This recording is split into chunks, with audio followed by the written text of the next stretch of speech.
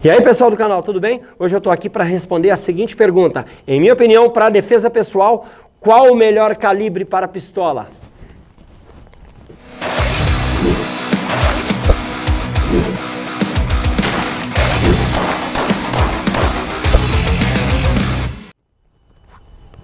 Eu estou iniciando a série de vídeos para tratar de calibre. Qual o melhor calibre para determinadas armas, para determinadas finalidades? Por exemplo, hoje, qual o melhor calibre para pistola, para defesa pessoal? Mas nós vamos tratar também do revólver, da espingarda, também da carabina. Vamos falar, por exemplo, da prática de esportes, o tiro desportivo. Quais os melhores calibres para as diversas práticas de esporte? Vamos trazer aqui especialistas para falar disso também, para darem a sua opinião. Outro ponto importante é que nós vamos dar aqui a opinião, tá? No final das contas, a decisão é sua sobre qual calibre comprar. Nós vamos dar a nossa opinião ao final do vídeo, com base em quê? Com base em informação. É por isso que esse vídeo a gente não vai só pegar a pistola, demonstrar, atirar e dizer isso, dizer aquilo e dizer qual pistola a gente acha. Não, nós vamos te dar um embasamento teórico mínimo para que você possa entender o porquê eu escolhi determinado calibre, no caso a calibre 9mm para defesa pessoal. É muito importante entender o porquê eu não escolhi a calibre 40, que é a arma, né, de defesa pessoal aí por muito tempo, foi a arma dita a melhor defesa pessoal, inclusive a arma das forças policiais aí da maioria dos estados do Brasil e por todo o mundo, após a adoção por parte do FBI.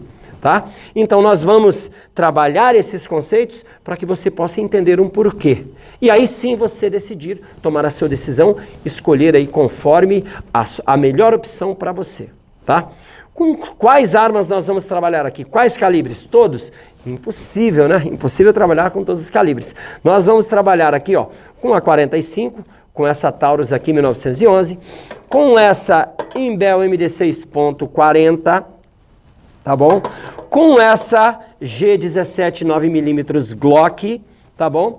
E também com essa 380, opa, a única que não está aberta, 380 Taurus TH, tá bom? Essas armas aqui nós usaremos então como referência. Todas as armas devidamente limpas e inspecionadas, tá? Nós vamos usar as armas como referência para você entender os motivos pelos quais você deve escolher esse ou aquele calibre, tá? E eu começo o meu vídeo te fazendo uma pergunta então. Se você compra uma arma para defesa, qual é o seu objetivo diante de uma situação de risco? Ora, se defender para sobreviver, tá? Diante de uma agressão, agressão com possibilidade de letalidade, agressão com força letal, tá? Veja aqui, o que vem a ser uma agressão com força letal? Ora, um ataque à sua incolumidade física, um ataque à sua pessoa que pode gerar a morte. Você pode morrer. Aí você fica pensando assim, poxa vida, Marcelo Adriano, quando é que eu vou identificar que essa agressão pode gerar a morte, afinal de contas? Bem, é uma linha muito tênue isso aí, tá? Muito difícil de identificar. Por isso que na dúvida, na minha opinião, é tou-tou. Quer ver um exemplo bem simples e que está no cotidiano? Lâmina contra arma de fogo. O que é mais letal? Uma lâmina ou uma arma de fogo? Dependendo da distância, a lâmina, com certeza absoluta. Primeiro, em razão da rapidez com que se consegue fazer o deslocamento para atingir uma pessoa. É muito mais rápido do que o indivíduo sacar, muitas vezes. Tá bom? E aí, se chegando e atingindo, já foi. Porque, veja, não adianta só você atingir o outro, você tem que sobreviver ao final. Tá bom? Segundo ponto, a dificuldade em acertar o disparo. Se você não treinar, talvez você não acerte. Para você ter uma ideia, o FBI desenvolveu um estudo, terminou em 2017 aproximadamente, em que chegou à conclusão de que 20% dos disparos apenas é que atingem o alvo em um confronto armado, na dinâmica de um confronto. Cara, de cada 5 tiros, 1 tiro. É assim que funciona na prática. Então, vamos imaginar que não acerta. Que você não acerte o tiro. O cara chegou em você e resolveu. Por isso a manutenção da distância é extremamente importante. Depois nós vamos trabalhar em um vídeo específico sobre isso, tá? Vou chamar o André aqui, que é especialista em combate corpo a corpo, justamente para ele mostrar pra gente quais são as melhores táticas e técnicas para a defesa em diversas situações, inclusive utilizando arma de fogo. Tá? Segundo ponto, atingiu o indivíduo. Pá, consegui atingir. Estou lá com a minha arma, pô, atingi o indivíduo, maravilha. Isso é garantia de que ele vai cair? Só porque você acertou um tiro nele? Não, não é garantia de que ele vai cair. Na pior das hipóteses, Se você atingir uma região vital, dependendo da situação, ele ainda pode lutar durante 15, 20 segundos. Ele vai chegar em você e vai te espetar. Vai te espetar com a faca. E aí, adiantou você acertá-lo? Adiantou ele morrer se você vai morrer também? Então, tudo isso deve ser levado em consideração no momento do combate. Por que eu estou dizendo isso? Porque são fatores importantes que têm que ser esclarecidos. Por quê? Porque muitas coisas que estão no imaginário do cidadão comum não acontecem na vida real. São muito diferentes dos filmes. É isso mesmo, muito diferente dos filmes. Não acontece do indivíduo ir lá bonitão, pá, e atirar, e acertar, deitar e rolar. Eu sempre brinco, né? A velhinha tetraplégica grávida pega um fuzil completamente complexo, extremamente complexo, melhor dizendo, coloca a munição no carregador, coloca o carregador no fuzil, alimenta, destrava, atira, acerta, deita, rola. Isso não acontece na vida real, tá bom? Não acontece na prática, você vai ter que treinar. E aí você vai buscar o melhor resultado possível com a sua arma de fogo, com base no treinamento. Depois eu vou gravar um vídeo sobre tática e tiro, que são duas coisas distintas e que você tem que saber. Entendido até aqui? Então pronto, você compra uma arma de fogo para se defender, você tem que neutralizar essa agressão, para que você possa se defender. Neutralizar o agressor na realidade, fazer com que ele cesse a agressão. E para isso você vai utilizar então a sua arma de fogo, você vai atirar contra ele, fazer a visada e atirar. E qual o resultado desse tiro, afinal de contas? Você sabe? 3 resultados possíveis. Quais são os 3 resultados possíveis se você vier a atingi-lo, tá? Levando em consideração que você atingiu. Primeiro, cessação completa e imediata da agressão. Como assim? Quase mágico é. É aquela situação em que você praticamente desliga o indivíduo. Como é que se desliga o indivíduo? Se você conseguir atingi-lo no tronco encefálico ou na medula cervical, entre as vértebras C1 e C7, C3 e C7, C1 e C7, não me lembro exatamente, você vai conseguir desligá-lo. Você vai torná-lo paraplégico, paraplegia ou tetraplégico, tetraplegia. Isso vai desligá-lo completamente e ele não vai conseguir sequer acionar o gatilho, se ele estiver armado também. Isso quem faz normalmente? O sniper.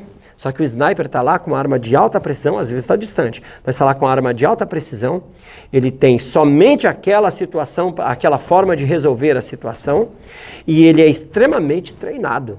E ele está lá esperando a janela de oportunidade. Quando o indivíduo põe a cabeça para fora, toma o tiro, rompe o bulbo raquidiano e o cara desmaia e vai ao chão. Isso pode acontecer no combate, mas é regra? Não é regra, mas nem de longe é regra. Por quê? Porque a dinâmica do combate é muito complexa. Porque para atingir efetivamente, e detalhe, hein? Você em tese vai estar combatendo de frente, então primeiro vai ter toda essa região para a munição atravessar e se desviar, para poder atingir. Vai ter osso, vai ter tudo aqui para poder atingir. Você vai estar combatendo de frente, então torna isso muito mais complicado, tá? Segunda possibilidade, choque hipovolêmico pela perda de sangue. Quando você provoca um ferimento grande no indivíduo, que atinge uma área irrigada, uma área vital ou um órgão vital, ele vai começar a sangrar bastante, provocando o que se chama de choque hipovolêmico. O que é o choque hipovolêmico? É a falta de sangue no organismo. Veja que o cérebro precisa de oxigênio para funcionar, para mandar comandos ao corpo para continuar a agressão. Quanto mais o sangue sai, a partir de 30% de perda de sangue, ele já começa a ter esse choque, começa a ter essa sensação, começa a perder os comandos motores, tá? O cérebro vai então deixando de funcionar aos poucos. Mas aí eu tenho um problema. Que problema é esse? Isso pode demorar a acontecer. E vai ser mais rápido se a hemorragia for maior. Então, quanto mais o indivíduo perder sangue, mais rapidamente ele vai sentir esses efeitos e mais rapidamente ele vai cessar a agressão. Um indivíduo, assim, com uma perda razoável de sangue, ele pode lutar entre 20 segundos e 1 minuto. Ele pode continuar lutando, continuar atirando, continuar esfaqueando, continuar batendo, e aí não adianta nada, você vai morrer do mesmo jeito. Você vai morrer do mesmo jeito. Daí a necessidade de entender todo o contexto para definir o melhor calibre. E por fim, o indivíduo pode simplesmente fugir. É isso mesmo. Ele pode se assustar. E aí vem o efeito psicológico. Por exemplo, ele pode tomar um tiro, olha, meu Deus, tomei um tiro, vou morrer, e parar e cessar a agressão. Ou ele pode se assustar efetivamente com o barulho do tiro e fugir. Ou seja, o efeito psicológico pode agir. Se você atingi-lo com um tiro, ele pode, entendendo um pouquinho de balística, ele pode saber que o que os efeitos daquele tiro vai provocar nele. Se ele sabe os efeitos, ele pode se apavorar. Ele pode se entregar, ele pode desmaiar, ele pode morrer. Morrer não, né? Ele pode achar que vai morrer e cessar a agressão. Então eu tenho 3 possibilidades aí, tá bom? Vejamos com qual das 3 possibilidades eu posso contar na vida real, já que nós não estamos em um filme. Bem, diante das 3 possibilidades, vamos falar da primeira, do desligamento total, de atingir o tronco encefálico, a medula espinhal. Essa é uma das mais difíceis. Diante da dinâmica do combate, em que você tem que correr, fazer visada, atirar, se proteger, porque uma coisa é você estar aqui no stand, ó, que maravilha, estou aqui no stand, ó, o alvo está lá parado, o alvo no máximo, eu ouço um barulho metálico e o alvo cai. O alvo não atira de volta contra mim. O alvo está lá de papel, eu atiro nele, apesar dele ter uma arma desenhada apontada para mim, é um desenho. É muito gostoso atirar aqui. Agora quero ver com um prego vindo de lá para cá, com o indivíduo se movimentando, se escondendo, utilizando também tática contra você. Aí as coisas ficam muito mais difíceis. Não dá para contar com essa possibilidade. Se acaso acontecer, maravilha, mas não dá para contar com essa possibilidade. Vamos pular direto para o efeito psicológico do tiro, que é a terceira possibilidade, efeito psicológico. Para que haja um efeito psicológico, você tem que conhecer o estado de ânimos psicológico que está o indivíduo. Você tem que saber, por exemplo, se ele não está sob uso de drogas, sob o efeito de drogas, de álcool, se ele não está com muita raiva, se ele não tem uma vontade infinita, se ele não tem um ânimos muito forte, porque isso pode vencer o medo, tá? Em boa parte dos casos, não vou dizer na maioria, mas em boa parte dos casos, por exemplo, você está lá na sua casa, aí você identifica uma ameaça, atirou, se o indivíduo puder, ele foge. Por quê? Porque na maioria das vezes, a vantagem que ele quer é patrimonial. Ele quer roubar sua televisão, ele quer roubar o seu som, ele quer roubar a sua carteira, quer dinheiro, é isso que ele quer. Tá bom? E se você for comparar vida com patrimônio, a vida tem mais valor. Então, na maioria das vezes, o indivíduo foge. Mas e se ele não fugir? E se ele estiver encurralado? E se ele identificar que aquela única possibilidade de sobreviver é passando por você? Então ele vem para cima. Então veja aqui, com o efeito psicológico não dá para contar. E se você atingir um tiro nele e mesmo assim ele olha o tiro e vai para cima, porque ele está com muita raiva, porque ele está sob efeito de drogas. Opa! Então eu já descartei, ó, presta atenção, o desligamento, atingir aquele tiro quase milagroso aqui na cabeça do indivíduo, na medula, certo? E já estou descartando também, pela imprevisibilidade, o efeito psicológico. O que me sobra, então? Ora, o que me sobra é justamente o choque em razão da perda de sangue. O choque hipovolêmico. Assim eu vou ter que agora trabalhar a minha tática em cima dessa situação para que eu possa obter o melhor resultado possível, tá? Obter o melhor resultado possível por intermédio do choque hipovolêmico. Um outro detalhe muito importante que sempre me perguntam: professor, deve-se atirar no peito ou na cabeça? Por que não atira na cabeça para matar de uma vez? Primeiro, você não atira para matar, você atira para cessar a agressão, tá? Se o indivíduo vier a morrer, consequência, não tem o que fazer, mas se atira para cessar a agressão. Segundo, cabeça é muito difícil de acertar. Uma coisa é no stand, outra coisa é na vida real, ó. Sai muito rápido, é menor. Então você vai ter que concentrar os seus disparos no tórax.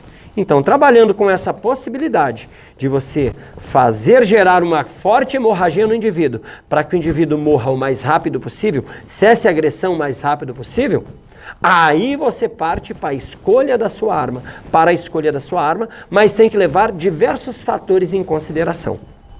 Como a sua tática vai levar em consideração o choque hipovolêmico, ou seja, provocar um ferimento em uma área vital que seja muito irrigada por vasos sanguíneos, para que ele tenha então uma perda de sangue muito grande, uma hemorragia muito grande, essa hemorragia faça o cérebro dele parar de funcionar e ele cesse a agressão, o que é que você tem que fazer? Você tem que provocar esses ferimentos, tá bom? E aí vem no imaginário a ideia da arma do poder de parada, do calibre mágico, tá? Do qual eu não concordo, poder de parada não existe. Poder de parada, na realidade, é uma lenda, uma grande lenda que foi inventada. Quando a gente falar sobre Stopping Power, vamos gravar um vídeo específico para isso, aí a gente vai falar sobre poder de parada, tá? Mas agora a gente não vai entrar nessa polêmica, tá bom? Por quê? Porque para provocar esses efeitos, esses diversos efeitos no corpo, a ideia é de que quanto maior o calibre, melhor. Quanto maior o calibre, melhor.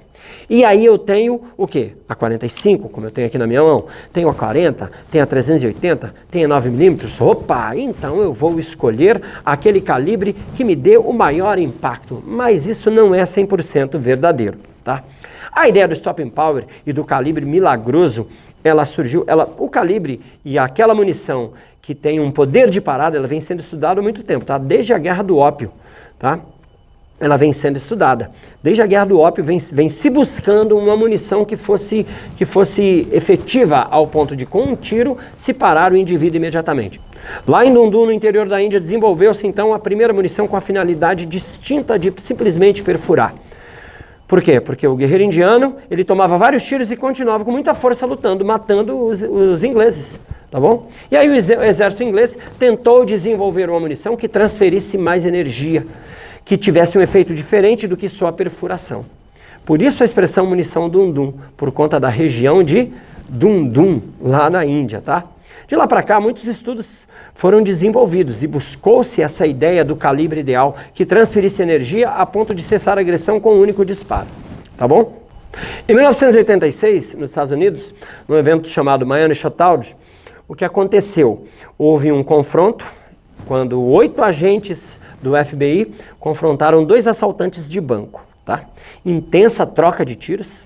Vários tiros atingiram os assaltantes, mesmo assim eles continuaram combatendo e ainda levaram a óbito 2 agentes do FBI e feriram gravemente mais 2 agentes do FBI. Depois eles foram abatidos, mas adiantava, 4 já tinham morrido.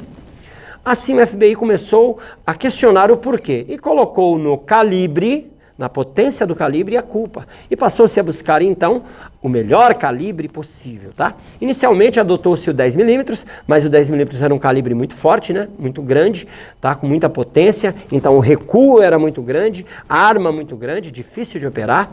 E aí Smith Wesson desenvolveu o calibre .40, porque o 9mm não foi efetivo no combate lá em Miami. Tá? Não foi efetivo, 9mm.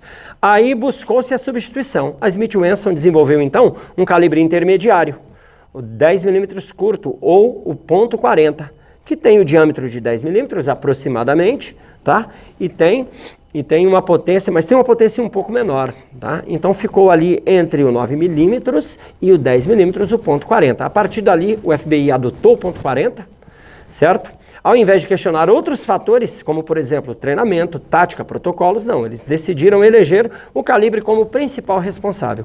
Adotou-se então o calibre .40 e a partir daí, como o FBI é referência para o mundo inteiro, ao menos para o mundo ocidental, todos os países, todas as polícias passaram a adotar o .40 como o calibre policial e o calibre com o melhor poder de parada possível, tá? Em razão disso aí. Entre 1992 e 94, 2 indivíduos, dois instrutores de tiro, inclusive renomados nos Estados Unidos, né? O Evan Marshall e o Edwin Shannon, desenvolveu um estudo chamado Estudo Definitivo do Poder de Parada, tá? E ali eles elegeram então alguns calibres como sendo os melhores calibres para determinadas armas.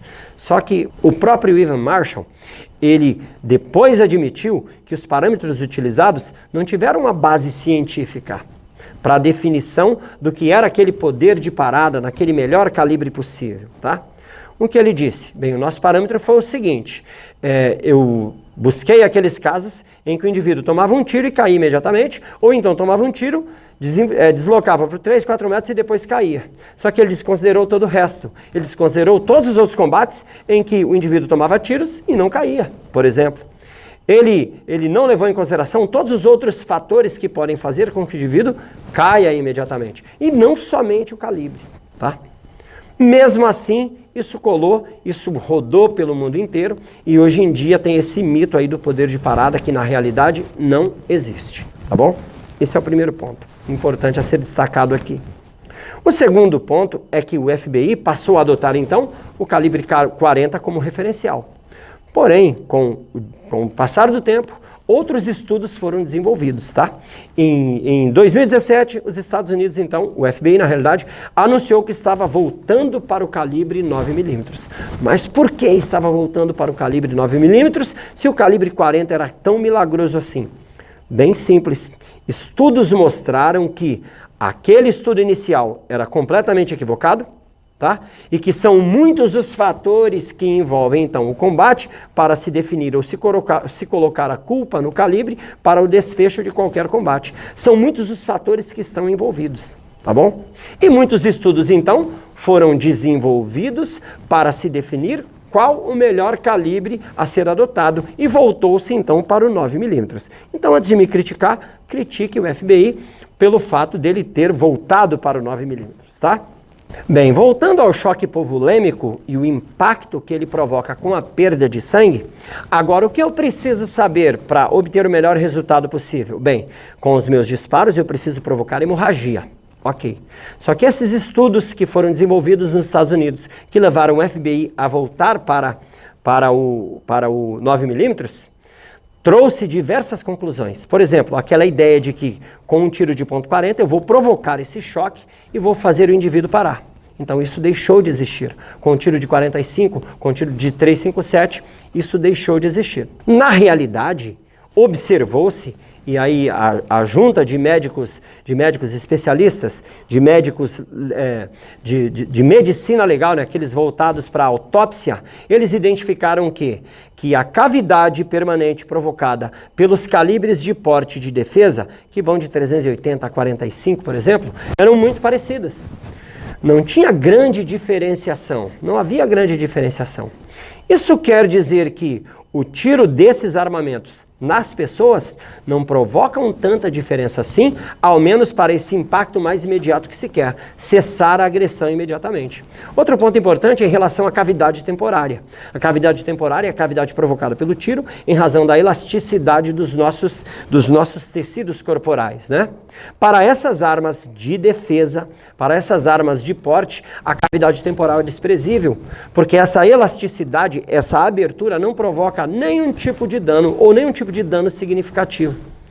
Agora, é muito diferente de uma arma de alta energia, como um fuzil, por exemplo. Tiro de fuzil no meio do peito do indivíduo, um fuzil 7.62, certamente fará muito estrago.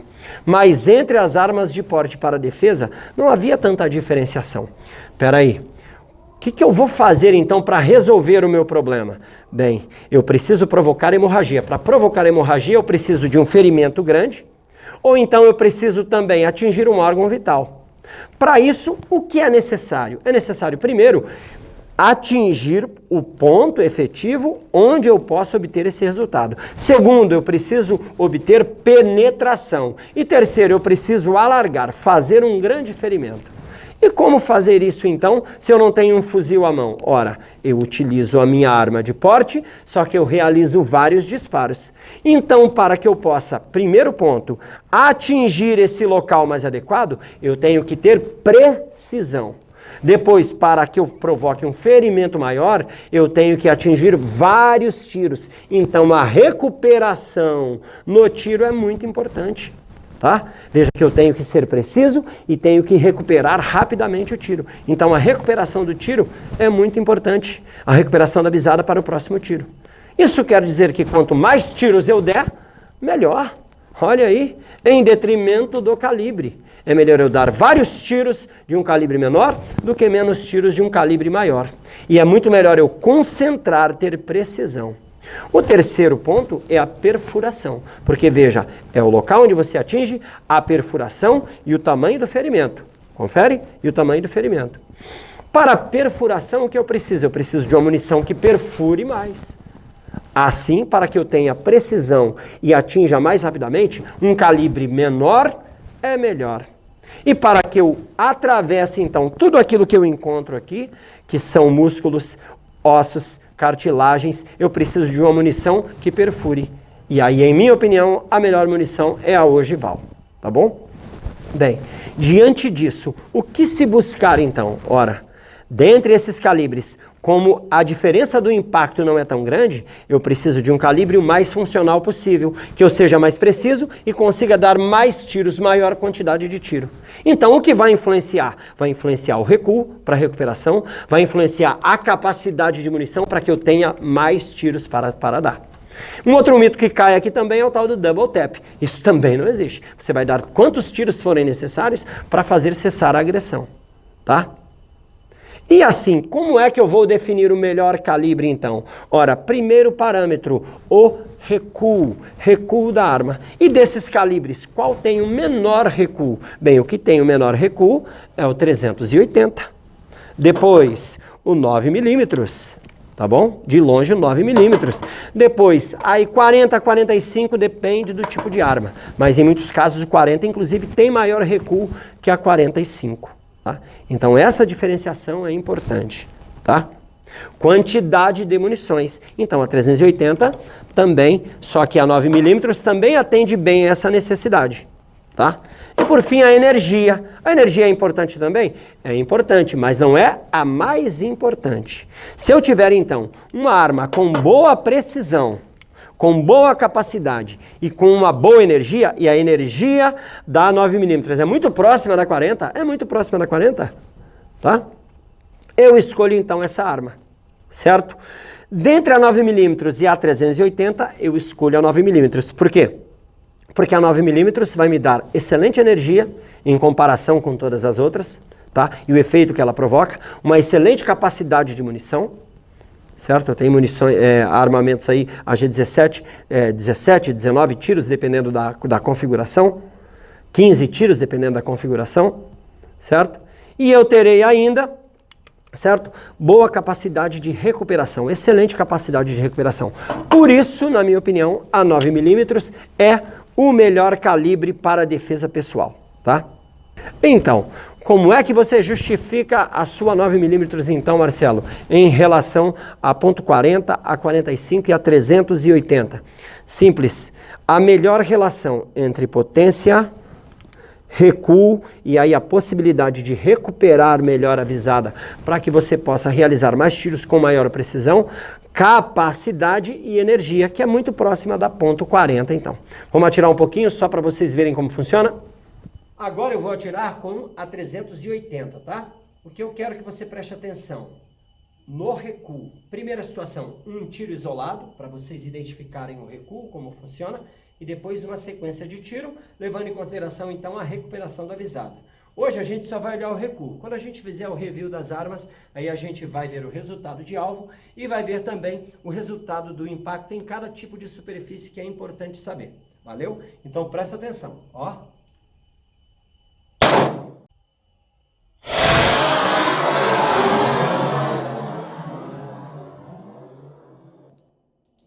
Agora na sequência, ó.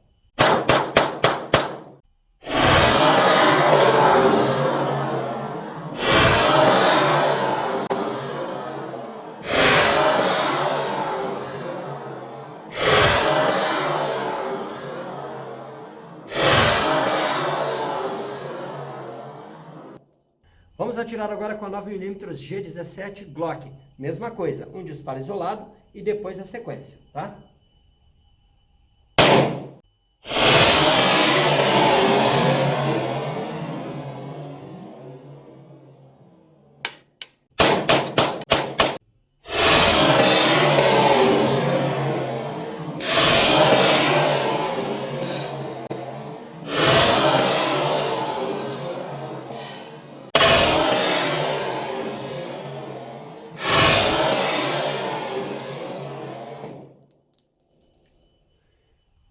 Vejam que o recuo foi um pouco maior, controlável, muito bom, mas um pouco maior do que a 380. Ponto 40.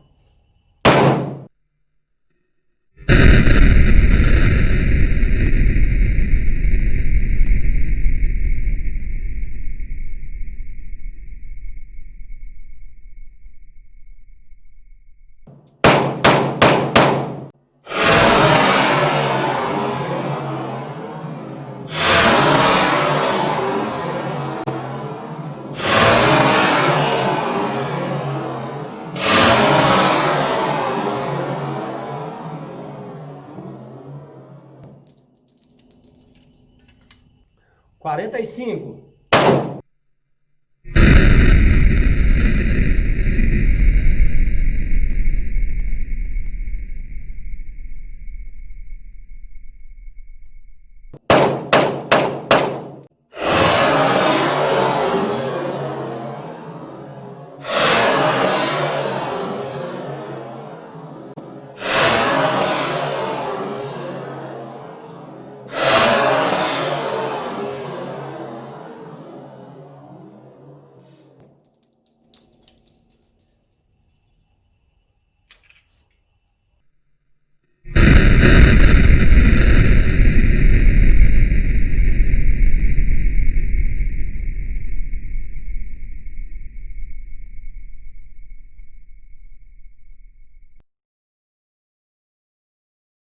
Caso concreto, com a ponto .40, ponta expansiva, tá? O que aconteceu com um amigo meu lá em Porto Velho?